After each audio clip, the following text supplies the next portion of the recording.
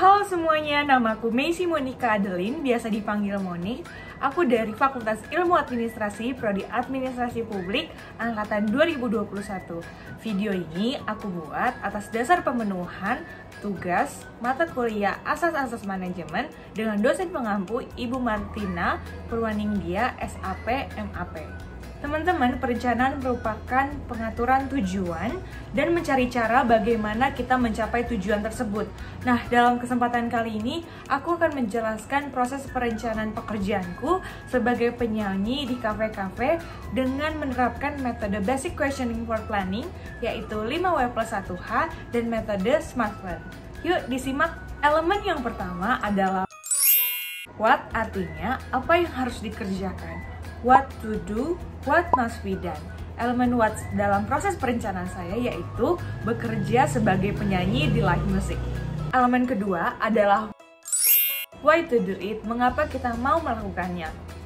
Bagi saya dalam live music bisa pertama menambah pengalaman, dua mandiri secara finansial dan terlatih mengelola uang. Dengan bekerja, pasti akan meringankan beban orang tua dan menjadi suatu kebanggaan tersendiri, bisa memenuhi kebutuhan diri dengan hasil jerih payah sendiri. Yang ketiga, meningkatkan skill dalam bernyanyi dan rasa percaya diri. Dan yang keempat, dapat menambah relasi serta hubungan. Yang ketiga adalah saya merencanakan untuk bekerja 2-3 kali seminggu di akhir pekan atau hari biasa setelah proses perkuliahan telah selesai. Saya lakukan ini di waktu luang agar tidak mengganggu proses perkuliahan saya. Yang keempat adalah pekerjaan ini saya lakukan di beberapa kafe, yaitu Launagi Kopi Cibubur, Wet Cafe Cibubur, Wet Cafe Cinere, dan pernah mengisi salah satu acara menyanyi di kantor PDI Perjuangan dalam rangka pelantikan pengurus baru. Kelima adalah pemeran perencanaan dan aktivitas saya adalah diri saya sendiri dan salah satu teman saya yang memainkan alat musik gitar. Yang terakhir adalah yaitu bagaimana cara saya banyak berhasil dalam setiap penampilan yang sudah saya lalui. Yang pertama adalah membuat list lagu yang akan dinyanyikan beserta dengan kunci nadanya. Yang kedua adalah berlatih semaksimal mungkin. Saya pribadi dalam setiap lagu berlatih tentang tinggi rendahnya suatu nada, intonasi, artikulasi, resonansi, pernafasan, serta pembawaan saya untuk mengajak audiens.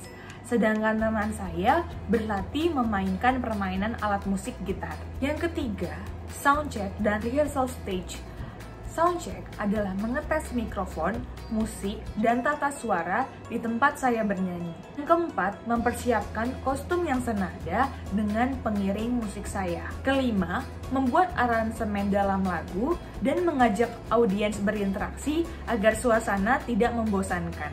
Selain itu, saya juga mengikuti administrasi choir atau paduan suara mahasiswa Fakultas Ilmu Administrasi untuk meningkatkan skill bernyanyi saya. Selanjutnya, saya akan menjelaskan proses perencanaan saya dengan metode Smart Plan. Yang pertama adalah S.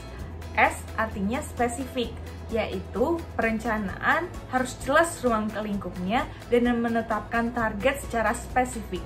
Artinya, suatu target yang khusus dan bukan ditentukan secara umum. Misalnya, saya ingin memperluas lingkup saya dalam bernyanyi tidak hanya di kafe saja, akan tetapi di banyak acara-acara penting seperti wedding atau pernikahan, acara TV, hingga menciptakan lagu sendiri. Kedua adalah M for measurable. Ketika saya sudah menentukan tujuan saya secara spesifik, maka langkah selanjutnya adalah mengukur progres dari tujuan spesifik yang sudah saya buat. Guna dari adanya measurable adalah untuk menentukan progres kita selanjutnya dengan fakta-fakta yang sudah kita lakukan. Karena tujuan saya adalah memperluas pekerjaan di bidang live music, maka dari itu saya harus menambah relasi serta belajar dengan tekun agar bisa mencapai tujuan tersebut. Yang ketiga, A, yaitu achievable. Mimpi dan tujuan saya bukan hanya sebatas angan-angan belaka saja. Saya melakukan usaha-usaha atas semua target yang sudah saya rencanakan, yang dibuktikan dengan kontrak kerja atau perjanjian dengan pemilik kafe dengan saya. Yang keempat adalah R, di mana kemampuan saya dalam bernyanyi memadai untuk mencapai tujuan atau target yang telah saya buat. Dan elemen yang terakhir adalah T, yaitu time.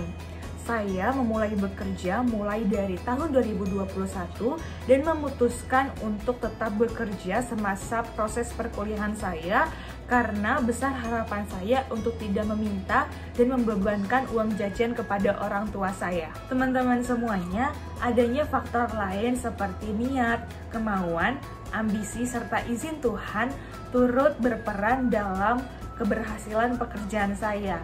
Lalu, dukungan orang tua serta teman-teman membuat saya semakin semangat untuk bekerja dalam bidang ini.